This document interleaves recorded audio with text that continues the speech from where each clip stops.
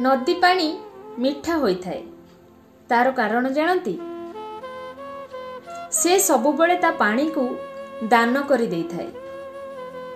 आउ समुद्रर पानी बहुत लुणिया होइथाए तार कारण जानती कहीं से सबुबले अन्यठू शोषण करि नेइथाए सेथिपई तार पानी सबुबले लुणिया होइथाए। आउ नाल नर्दमा पानी सबुबले दुर्गंध होइथाए तार कारण जानती कहीं पानीटी सबुबले जम्मा रही थाए गोटे जगार जम्मा रही थाए जहा फल से दुर्गंध ही आसी थाए।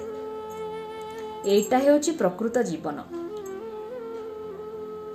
जीए सबुबले दान करि थाए से नदी परी मिठा होई थाए आउ जीए अन्यठू शोषण करि थाए से समुद्र परी लुणिया होई थाए।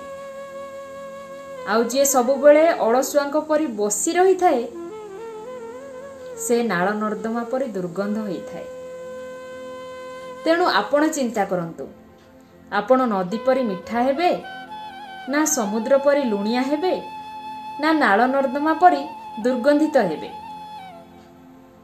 आपणको निष्पत्ति आपणको हातरे।